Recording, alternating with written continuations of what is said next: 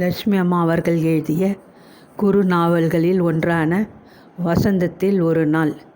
இது ஒரு சிறிய குறு நாவல்தான். சாப்டர் கொஞ்சம்தான், ஒரு 6 இருக்கும் என்று நினைக்கிறேன். அத்தியாயம் 1.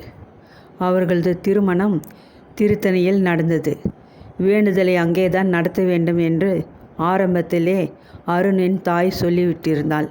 சங்கரனை பொறுத்தவரை சென்னையை விட்டு எங்கேயாவது ஒரு கோவிலில் தம் மகளின் கல்யாணத்தை முடித்துவிட தயாராக இருந்தார்.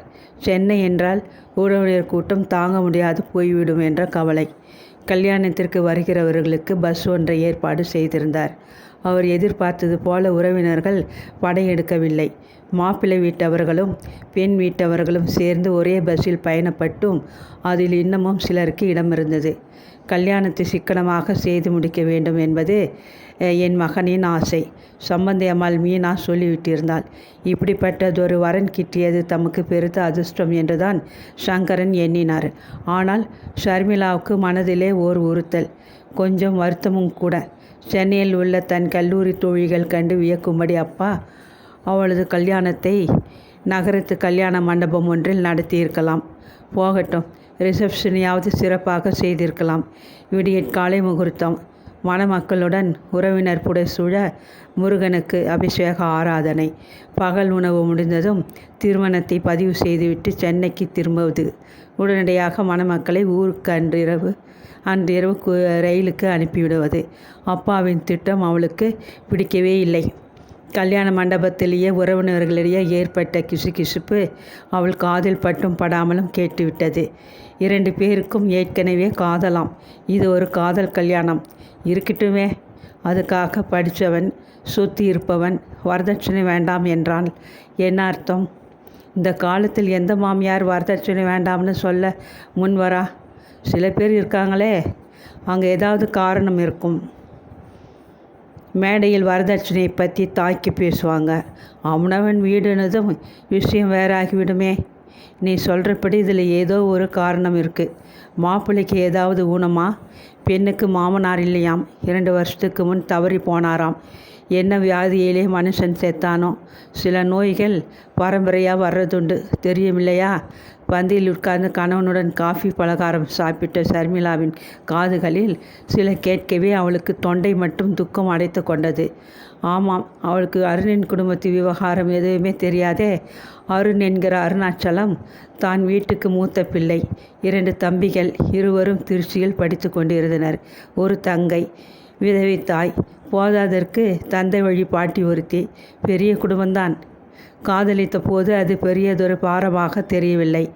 உறவினர்கள் சிலர் கிசுகிசத்தை கேட்ட பின்பு மனதிலே பல சந்தேகங்கள்.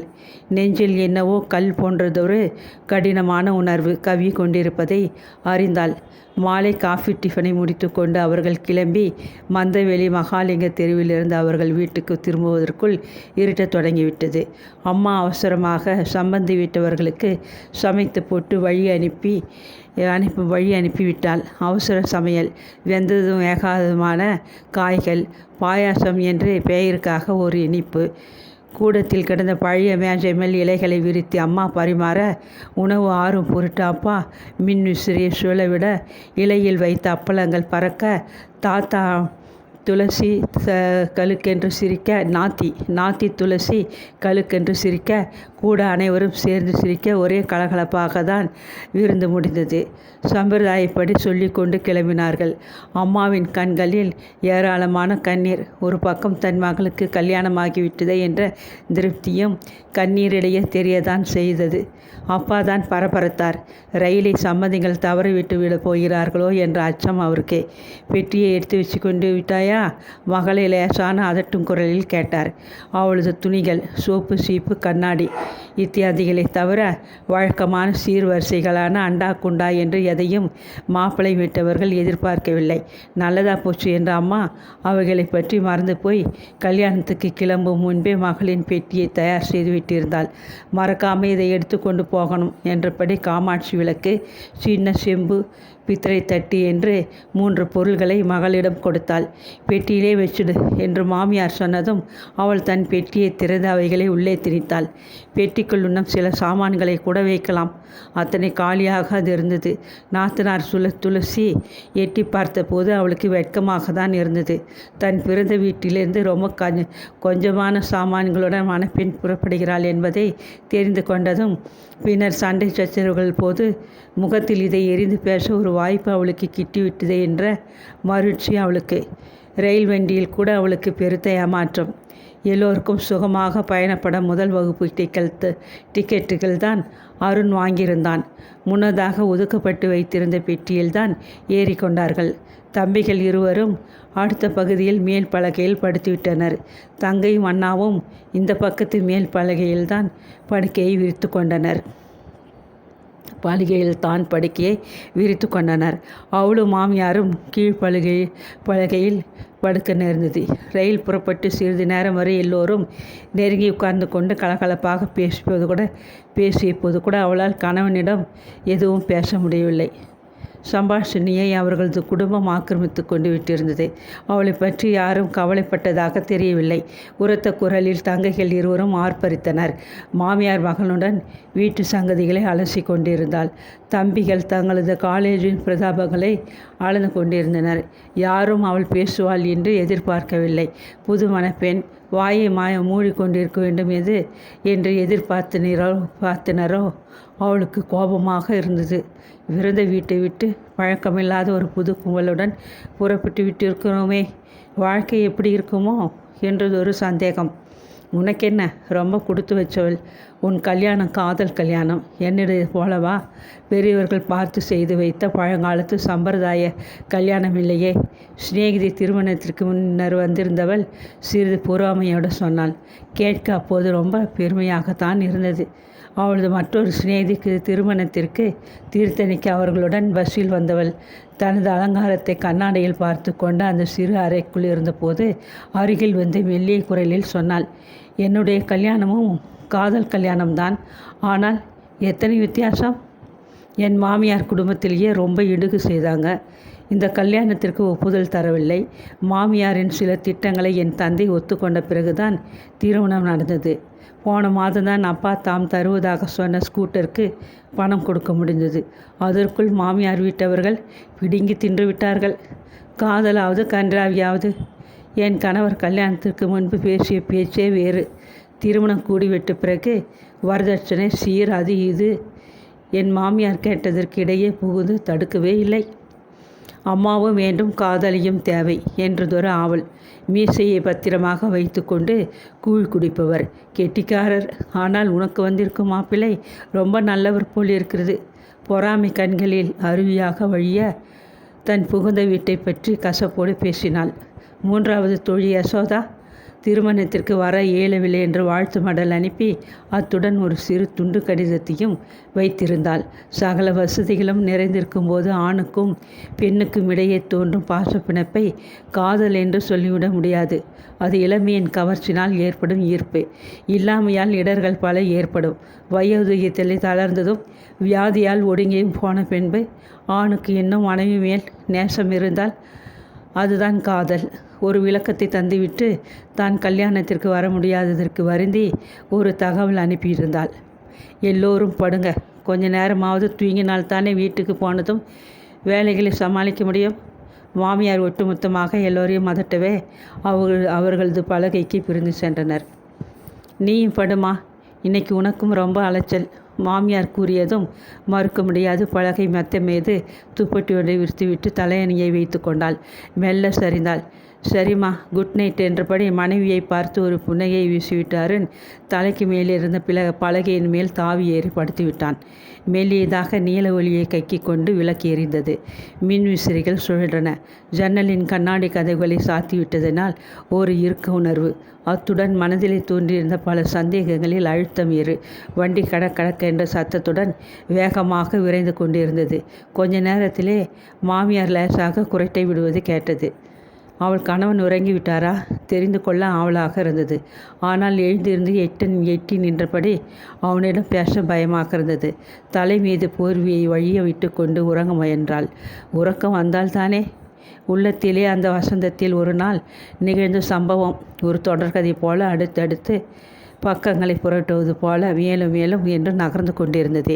மே மாதத்தின் இறுதியில் அவளும் அம்மாவும் பெங்களூருக்கு போக வேண்டி வந்தது.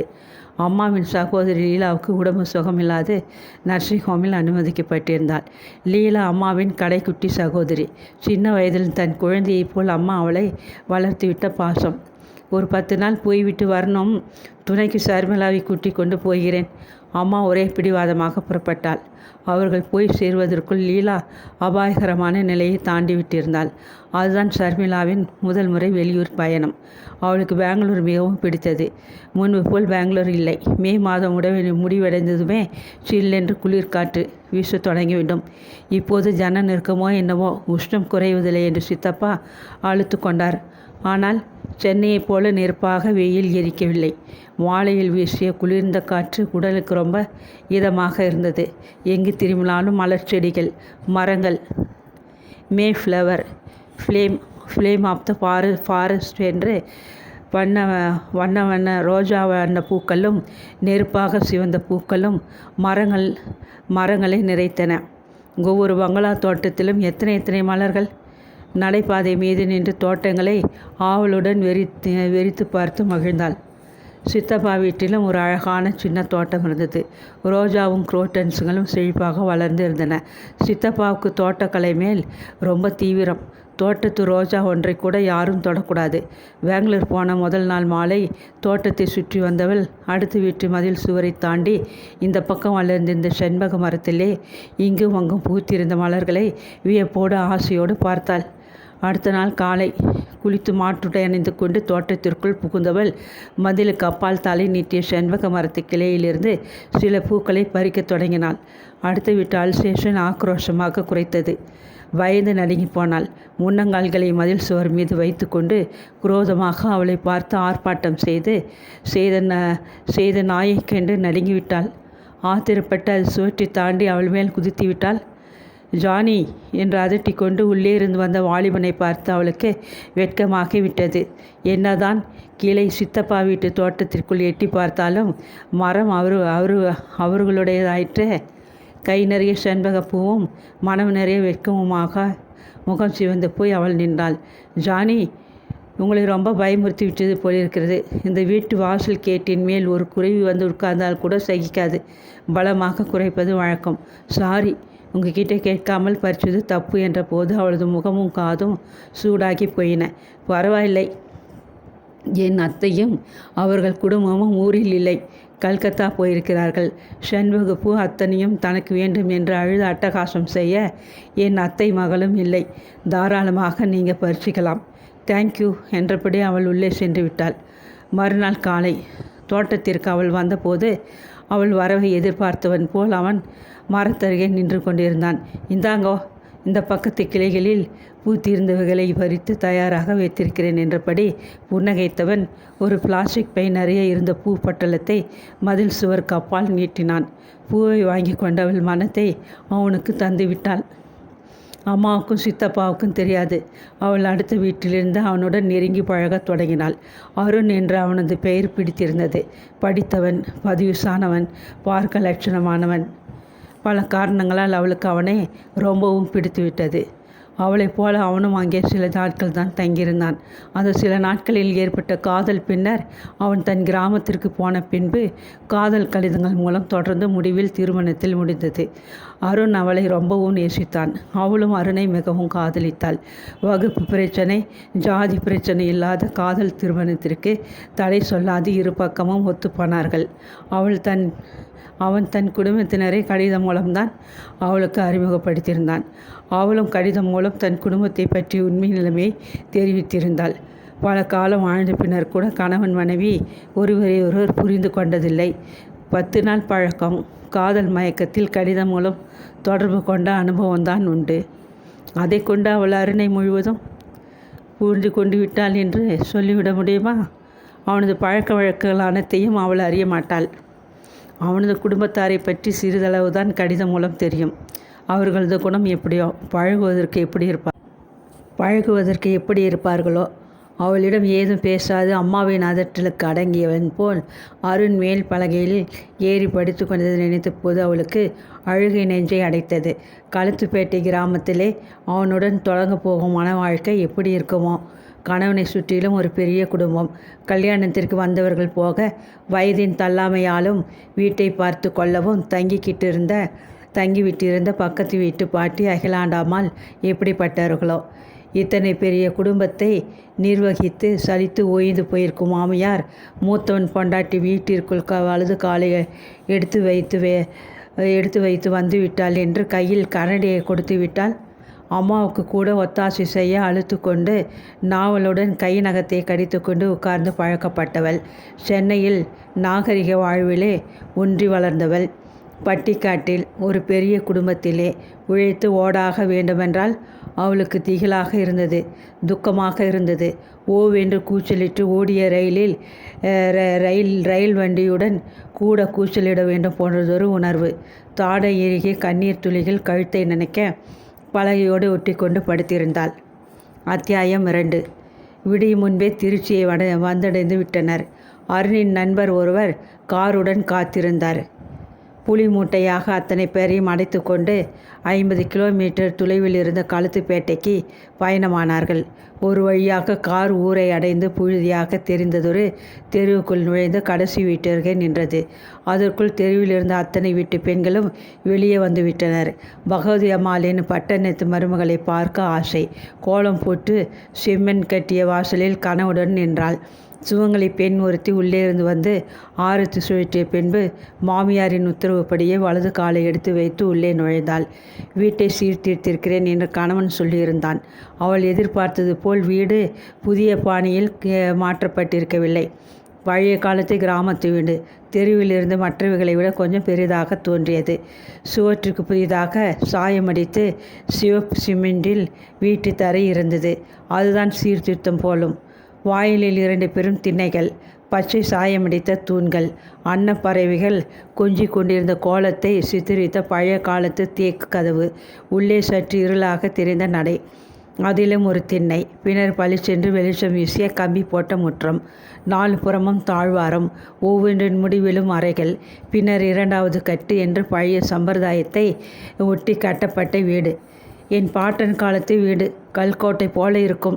நாத்தி துளசி காதுரைகள் வந்து சொன்னபோது முகத்தை லேசாக சுளித்து கொண்டாள். பண வசதியுடன் வாழ்கிற அவள் கணவன் பழைய காலத்து வீட்டை இடித்து தள்ளி மிகவும் நாகரிகமானதொரு பங்களாவாக ஏன் கட்டியிருக்கக்கூடாது? தொலையிட்டும், கிராமத்தை விட அப்படியே இருக்கட்டும். அவரது தம்பிகள் இருவரில் யாராவது எடுத்துக்கொண்டு வாழட்டும். அருண் படித்த படிப்பையெல்லாம் உதறிவிட்டு இந்த கிராமத்திலே வாழ வேண்டிய நிர்பந்தம் என்ன? அவளை தேடிக்கொண்டு சிநேகிகள் யார் இந்த கிராமத்திற்கு வரப்போகிறார்கள்?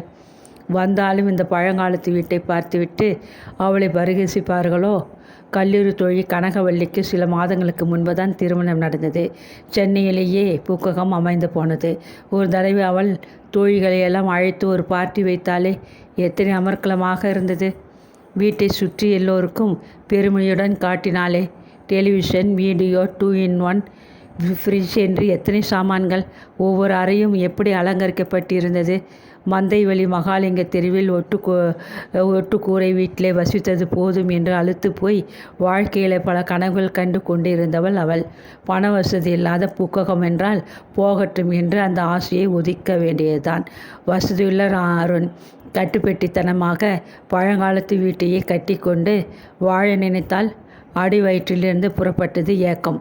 நெஞ்சு வரை எட்டி நாவில் வேப்பங்காயாக வழிந்தது. அதற்கு பின்னர் அவளுக்கு ஒரு நிமிஷம் கூட தனிமையில் அவகாசம் கிடைக்கவில்லை. குளியலறை என்று பின்கட்டு முற்றம் ஒதுக்கப்பட்டிருந்தது. மரத்தில் ஆன மரத்தடுப்புகளை வைத்து அருண் அதை குளியலறையாக மாற்றிவிட்டிருந்தான். வெந்நீர் பானையில் காய்ந்து கொண்டிருந்த நீரை எடுத்து பெரிய பித்தளை அண்டாவில் யாரோ ஒரு பெண் விழாவி கொடுக்க அவள் தடுப்புக்குள் மறைந்து குளிக்க முயன்றாள். அதற்கு கூட பெருத்து சிரமம். குளிக்கிறீங்களா? சோப்பு இருக்கா? துவாலை வேண்டுமா என்று அந்த தடுப்புக்குள் நாத்தியும் உறவுக்கார பெண்ணும் பலதவை எட்டி பார்க்க அவளுக்கு ரொம்பவே கூச்சமாக இருந்தது. கதவை சாத்தி கொண்டு நிம்மதியாக ஷவரை திறந்துவிட்டு பூவாக கொட்டும் நீரில் குளிக்க முடியாது. இதேன அவஸ்தை? அவர்களது மந்தவெளி வீடே தேவலி போலிருக்கே. கீழ்கள் பெயர்ந்து கதவு ஆடிக்கொண்டிருந்த போதிலும், தரையெல்லாம் பாசி படர்ந்து வழுக்கி கொண்டிருந்த போதிலும், அது ஒரு தனி குளியலறை. இங்கே எல்லாம் பொதுவான சங்கதியாக இருக்கிறதே. ஒரு வழியாக மாற்றுடையில் வந்தவளின் மாமியார் உடனே பூஜை விளக்கை ஏற்றும்படி கட்டளையிட்டார். கூடத்தின் ஒரு பக்கத்தில் இருந்த அறையில் சுவற்றில் அத்தனை தெய்வங்களும் படமாக குடியேறியிருந்தனர். வெள்ளி செவ்வாயில் அறையை பெருக்கி துடைச்சி படங்களை தொடச்சி குத்து விளக்கை கழுவி அன்னை காமாட்சி விளக்கையும் கழுவி சுத்தப்படுத்தி திரி போட்டு எண்ணெய் விட்டு ஏற்றணும். மற்ற நாள் படங்களுக்கு புதுசாக பூ மாலை போட்டு விளக்கேற்றினால் போதும். மாமியார் சொன்னதை கேட்டு அவளுக்கு தலை சுற்றியது. விளக்கேற்றிட்டு சீக்கிரமாக நீயும் அருணும் போய் பாட்டியை வணங்கி ஆசீர்வாதம் பெற்றுக்கோங்க. மாமியார் உசுப்பினாள். அப்பொழுதுதான் அவளுக்கு நினைவுக்கு வந்தது. அருணுடைய இரு சகோதரர்கள், தாய் இவர்களை தவிர முந்தைய தலைமுறையின் மிச்சமாக அருணது தந்தை வழிபாட்டி இருக்கிறாளே. இந்த வீட்டில் மாமியார் மட்டுமல்ல, அவளது மாமியாரும் இருக்கிறாள் என்பதை மறந்து விட்டாளே. பூஜை அறை விளக்கை பொருத்தி தன்னுடைய காமாட்சி விளக்கையும் ஏற்றி கணவனுடன் விழுந்து கும்பிட்டு விட்டு தாழ்வாரத்தின் மறுகோடு விரைந்தாள். சமையல் அறைக்கு எதிர்ப்பக்கமாக இருந்த அந்த கடைசி அறையில்தான் அகிலாண்டாமல் தள்ளாமையுடன் ஒரு கட்டிலின் மீது படுத்து கிடந்தாள். கல்யாணத்திற்கு வர முடியாது போய்விட்டதால் பேரனின் மனைவியை பார்க்க ஆசையுடன் காத்திருந்தாள். பாட்டி, நாங்கள் வந்திருக்கிறோம். குரல் கொடுத்துவிட்டு அருண் குழல் விளக்கை போட்டான். மக்கள் வாசனையும் மருந்து நினைவான கலவை மனம் வீசிய ஒரு அறைக்குள் புகுந்தாள் சர்மிளா. கட்டிலின் மீது நிமிர்ந்து உட்கார்ந்திருந்தாள் கிழவி. வயோதிகத்தில் உடல் தளர்ந்து விட்டிருந்தவள். தோளின் மீது அவிழ்ந்து புரண்ட கூந்தலை கூட அள்ளி சொருகி கொள்ள முடியாத பலவீனமாக இருந்தவள். தொங்கிய தன் நரைத்த புருவங்களை உயர்த்தி அவளை ஏற இறங்க பார்த்தாள். வாமா வா என்று பொக்கை வாய் புன்னகையை செய்தாள். வீழ்ந்து கும்பிடும் பாட்டி இறைந்து சொன்னான் அருண். மனைவிக்கு சைகை செய்துவிட்டு அவளுடன் சேர்ந்து தரையில் குனிந்து வணங்கினான். மகராசங்களாக இருங்க, மகராசங்களாக 2 பேரும் இருங்க. சின்ன மருமக வந்தாச்சு, என்னை நல்லா கவனிப்பான்னு தெம்பாக இருக்குது. கிழவி முனையை இதை கேட்டு அதிர்ந்து போனாள் சர்மிளா. இதென்ன கூத்து? இந்த கிழவிக்கு அவள் நர்ஸ் வேலை செய்ய வேண்டுமா? பாட்டி, பத்தியமாக சாப்பிட்றவங்க அவங்களுக்கு தயார் செய்து வச்சுருக்கிற கஞ்சியையும் ஊறுகாயும் உன் கையாலே முதல்ல கொண்டு வந்து கொடுத்துடு, பிறகு நாம் சாப்பிடலாம். அருண் உத்தரவிட்டான். புது மருமகள் என்றதும் அவளை வீட்டில் எல்லோரும் கொண்டாடி கொள்வார்கள் என்று எதிர்பார்த்தாள். ராணியை போன்ற வரவேற்பும் உபச்சாரமும் இருக்கும் என்று அவளது கனவு சிதைந்த போது எதிர்த்து எதுவும் சொல்ல முடியாது உள்ளே சென்றாள்.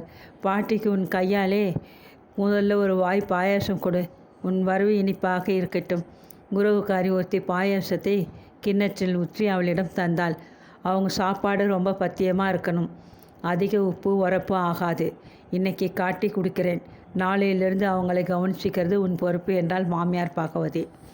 பாட்டியின் உணவு பாத்திரங்களை ஒரு தட்டில் வைத்து பாயச கிண்ணத்துடன் உள்ள வந்தாள். அவளுக்கு நல்ல பசி. காலையில் வழியில் ஒரு ஹோட்டலில் கும்பலோடு கும்பலாக இறங்கி பூக்ககத்தார் போட்ட கூச்சலின் நடுவில் ஒரு இட்லியும் 1/2 டம்ளர் காப்பியும் தான் சாப்பிட்டு இருந்தாள். வீட்டுக்குள் நுழைந்ததுமே சமையல் அறையில் இருந்து எழுந்த மசாலா வாசனை நாக்கில் நீர் ஊற செய்தது. சாப்பிட்டு விட்டு களைப்பு போக கொஞ்ச நேரம் தூங்க வேண்டும் என்று உடம்பு துவண்டு கொண்டிருந்தது. பாட்டி அருகில் கிடந்த நாட்காலியை இழுத்து போட்டு கொண்டு அதில் அமர்ந்து பாட்டி மெல்ல சாப்பிடும் வரை பொறுமையுடன் உபசரிக்க நேர்ந்தது. கையை தட்டிலை கழுவி வாயை துடைத்து கொண்டாள் கிழவி. சித்த தலகாணிகளை உயரமாக அடுக்கி வச்சு என்னை சாத்தி படுக்க வச்சுட்டு போ. விளக்கை அணைக்க மறக்காதே. ஜன்னலை லேசாக திறந்து வை. விசிறியை நிதானமாக ஓட விட்டுட்டு போய் மளமளவென்று உத்தரவிட்டாள். பொங்கி எழுந்த கோபத்தை அடக்கி கொண்டு அவள் எல்லாவற்றையும் செய்து முடித்தாள். வரேன் பாட்டி என்ற அடிக்குரலில் முணுமுணுத்து விட்டு வேகமாக வெளியே வந்தாள்.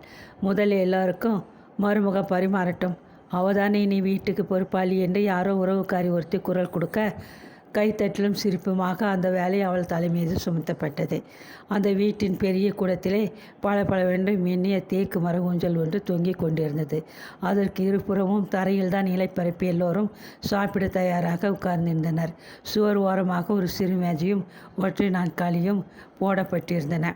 கடையை திறக்க கிளம்பும்போது அருண் சட்டை பேண்ட்டோடு கீழே உட்கார முடியாட்டா நாட்காலியில் உட்கார்ந்து சாப்பிடட்டும், இன்னைக்கு மாப்பிள்ளையா லட்சணமாக பந்தியில் உட்கார்ந்து சாப்பிடட்டும் என்றாள் தங்கை துளசி. எல்லோரும் சிரித்தார்கள். ஷர்மிளாவுக்கு கோபம் பொத்து கொண்டுதான் வந்தது. ஆனால் வாயை தீர்க்க முடியுமோ? முதல் நாள் வீட்டிற்குள் புகுந்திருக்கும் மருமகள் அவள். ரொம்ப ஆத்திரக்காரி என்ற பட்டத்தை உடனடியாக கொடுத்து விடுவார்களே. அவர்கள் எல்லோருக்கும் பரிமாறிவிட்டு அவர்கள் சாப்பிட்டு எழுந்ததும் வேலைக்காரியுடன் எச்சில் இலைகளை எடுத்து பின்னால் இருந்த தோட்டத்தில் வெட்டியிருந்த குழிக்குள் போட்டுவிட்டு இடத்தை செய்து முடித்த பின்னர் இடத்தை சுத்தம் செய்துவிட்டு முடித்த பின்னர் அவள் சாப்பிட உட்கார்ந்தாள். தாழ்வாரத்தில் விரித்திருந்த பட்டுப்பாயில் அம்மா தம்பிகளுடன் அரட்டை அடித்து கொண்டு இருந்தான் அருண். தன்னந்தனியே அவள் ஆறிப்போன சோற்றையும் குழம்பையும் யாரோ பரிமாற சாப்பிட்டாள்.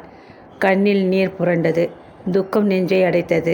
வந்ததும் வராதுமாக அவளை வேலைக்காரி போல ஒதுக்கிவிட்டார்களே, என்ன அநியாயம்! மனம் குமுறியது. அதற்கு பின்னர் அவளுக்கு மூச்சுவிட நேரமின்றி ஒரே வேலை வேலை என்று மூழ்கி போனாள். வந்திருந்த உறவு பெண்களுக்கு அவளது கல்யாண புடவைகள் நகைகளை பெட்டியிலிருந்து எடுத்து வந்து காட்ட வேண்டியிருந்தது. சீதனமாக நான் வேண்டாம்னு சொல்லிட்டேன். இங்கே கிடக்கிற பாத்திர பண்டம் 7 தலைமுறைக்கு ஆகுமே. ஒவ்வொரு தடவையும் மாமியார் பெருமையாக சொன்னபோது அவள் தலையில் அடித்தது போன்ற வேதனை. சீதனம் வேண்டாம் என்றதும் அவள் தாய் சற்றென்று மணிப்பரிசை மூடிக்கொண்டது அக்கிரமம். மூடிக்கொண்டு விட்டது அக்கிரமம். புகுந்த வீட்டில் உறவினர் முன் அவள் மானம் பறிப்போகிறதே. ஒரு வெள்ளித்தட்டு, சந்தன கும்பா, பன்னீர் சொம்பு இத்தியாதிகளையாவது வாங்கி தந்திருக்கலாம். கட்டின புடவையுடன் அனுப்பிவிட்டார்களே. பின்னால் எத்தனை ஏச்சுக்கு இது இடமாகும்? எல்லோருக்கும் வெற்றிலைப்பாக்கு, கல்யாண பலகாரம் எல்லாம் எடுத்துக்கொடு. மாமியார் மேலே உத்தரவிட்டாள். வீட்டை 2 படுத்தி கொண்டிருந்த உறவினர்கள் காஃபி டிஃபனையும் சாப்பிட்டு விட்டு வெற்றிலைப்பாக்கு முதலிய சம்பிரதாயத்துடன் வீட்டை விட்டு அகன்றனர். இரவு சமையலுக்கு உள்ளே புகுந்த மாமியார் பகவதி தன் பொது மருமகளை கூப்பிட்டாள். இரவு சமையலை மிக சாதாரணமாக எளிமையாக சமைத்தால் போதும். வீட்டில் யாரும் இரவில் கனமாக சாப்பிட மாட்டார்கள் என்று வீட்டின் நடைமுறையை போதிக்க தொடங்கினாள். விலகு வைத்த பின்னர் மறுபடி பாட்டியை அவள் சென்று கவனிக்க வேண்டியிருந்தது. இரவு சாப்பாட்டை எல்லோருக்கும் பரிமாற வேண்டிய வேலையும் அவளுடையதாக இருந்தது. சமையலறையை ஒழுங்கு செய்துவிட்டு அவள் படுக்க கிளம்புவதற்குள் மணி 10 ஆகிவிட்டது. அருணுக்கு பசும்பாலை காய்ச்சி டம்ளரில் நிறைத்து மிதமாக சர்க்கரை போட்டு கலக்கி கையில் எடுத்துக்கொண்டு அவள் தங்களது அறைக்குள் சென்றாள். பாட்டியின் அறைக்குள் இடதுபுறமாக பின்பக்கத்து தோட்டத்தை பார்த்து கொண்டிருந்த அறைதான் அருணுடைய படுக்கை அறையாக இருந்தது. வந்ததும் வராதுமாக உனக்கு இந்த வீட்டில் ஏகப்பட்ட வேலை, பழகிவிட்டால் இது ஒரு பாரமாக தெரியாது. அருண் சொல்லிக்கொண்டு அவளது கரத்தில் இருந்த டம்ளரை வாங்கி கொண்டான். நீ பாதி சாப்பிடு, உபசரித்தான் அவன். வேண்டாம் என்று கூறிவிட்டு அவள் திரும்பி கண்களை ஓடவிட்டாள். திருமண வாழ்க்கையை பற்றி அவள் கொண்டிருந்த கனவுகள் எத்தனையோ. அவளும் அவள் கணவனும் அருணும் திருமணத்திற்கு பின்னர் தேனிலவுக்கு, கேரளாவுக்காவது பம்பாயிற்காவது போக வேண்டும் என்று ஆசை இருந்தது. அவளது தோழி யசோதா கல்யாணத்திற்கு பின் தேனிலவுக்கு மைசூருக்கு போய் வந்தாள். அவள் கோவாவுக்கு போய் வர வேண்டும். ஊரை சுற்றி பார்த்து வந்துவிட்டு தோழியை பார்த்து கதைகள் பல அளக்க வேண்டும் என்றெல்லாம் ஆசைப்பட்டு கொண்டிருந்தாள். மூக்கணாங்கயிற்றை போட்டு மாட்டை நேரே கொட்டிலில் கொண்டு வந்து அடைத்து விட்டதைப் போல் புதுமண பெண்ணை நேரே கிராமத்திற்கு இழுத்து வந்து வீட்டுக்குள் புகுந்ததும் கரண்டியை கையில் தூக்கி கொடுத்து இடுப்பு முறைய வேலை வாங்க கோபத்துடன் கொதித்தபடி கண்களை ஓடவிட்டாள். அறையில் போட்டிருந்த கட்டிலில் கிடந்த பஞ்சு மெத்தை மீது சுத்தமானதொரு புது விரிப்பை பரத்தி வைத்திருந்தார்கள். ஜன்னலில் கூட புது திரை மெல்ல ஆடியது. ஆனால் அறைக்கு மூலையில் அரிசி மூட்டைகளும் பருப்பு மூட்டைகளும் அடுக்கி வைக்கப்பட்டிருந்தன. புது தம்பதியரின் அறையா படுக்கை அறையாது வீட்டின் உக்கரான அறையா? தாடை எருக கணவனை உற்று பார்த்தாள். நாளைக்கு இதுகளை கொண்டு பின்பக்கம் இருக்கும் கிடங்கில் வைக்க சொல்லிடுறேன். அவசரத்தில் இவைகளை யாரோ இங்கே கொண்டு வந்து வச்சிருக்காங்க சொல்லிக்கொண்டே அவளது கரத்தை பற்றி தன் அருகே இழுத்து கொண்டான். ஒன்று சொல்ல நான் மறந்துவிடக்கூடாது. என்னை தினமும் நீ விடியும் முன்பே எழுப்பி விடணும். கொட்டிலில் கட்டியிருக்கும் ஆடுகளை கறக்க ஆள் வருவார். கூட நின்று பாலை கறந்து வாங்கி கொண்டு வந்து உள்ளே வைக்கிற முக்கிய வேலை எனக்கு உண்டு. அதுக்குள்ளே வெந்நீர் போட்டு குளிக்க தண்ணி எடுத்து வச்சுட்டு நீயும் குளிச்சு முடிச்சு தயாராகிடணும். அம்மா பாவம், இத்தனை ஆண்டுகளாக இந்த வீட்டு பொறுப்பை ஏற்றுக்கொண்டு ரொம்ப கஷ்டப்பட்டுட்டாங்க. இனி ஆகிலும் ஓய்வாக இருக்க அவளுக்கு நீதான் உதவணும். இவ்வளவுதானா? இன்னும் ஏதாவது சொல்ல போகிறீங்களா? கேட்க வேண்டும் போன்றதொரு ஆத்திரம். மௌனமாக அவள் தலையை குனிந்து கொண்டாள். உங்கள் வீட்டு சமையல் பக்குவ முறைகள் வித்தியாசமாக இருக்கலாம். நீ அம்மா கிட்ட சமைச்சிக்க கற்றுக்கணும். வீட்டை நிர்வகிக்கிற பொறுப்பை முழுசாக ஏற்றுக்கணும். ஏன்னா நீதான் வீட்டுக்கு மூத்த மருமகள். அவன் சொல்லிக்கொண்டே போனான். நீயும் நானும் ஓருயிராக வாழ வேண்டும். தனியே வெளியூர்களுக்கு சுற்றுப்பயணம் போக வேண்டும். சினிமா, டிராமா முதலியவற்றுக்கு ஜோடியாக சென்று கண்டு கழிக்க வேண்டும் என்று எதையும் சொல்லாது, இந்த வேலை உன்னுடையது, அந்த வேலை உன் பொறுப்பு என்று பேசிய அவன் தோரணையை அவளால் தாங்க முடியவில்லை. அழுகை தொண்டையை எட்டியது. சமாளிக்க முடியாத அவள் திடீரென்று விம்மிவிட்டாள். ஷர்மிளா, எதுக்கு அழுகிற? ஏன்? கதறி போனான் அவன். வீட்டு தலைவனாக குடும்பத்தை காக்கும் பொறுப்புடையவனாக இருக்கிறவன், படித்தவன். அவளை புரிந்து கொள்ளாது 10ஆம் வசூலித்தனமாக பேசுகிறானே. கைக்குட்டையால் அவளது கண்ணீரை துடைத்து ஆறுதல்கள் பல சொன்னான். வீட்டு நினைவு உன்னை வாட்டுகிறது, புரிகிறது. கொஞ்ச நாள் ஆனதும் இந்த வீட்டின் நினைவு உன்னை எங்கும் போகாமல் ஈர்த்து கொண்டு விடும். ஷர்மிளா, அழாதே. நீ அழுதாள் என்று கொஞ்சினான். அவனது மார்பில் முகத்தை பதித்து கொண்டு சிறிது நேரம் அவள் விசுமினாள்.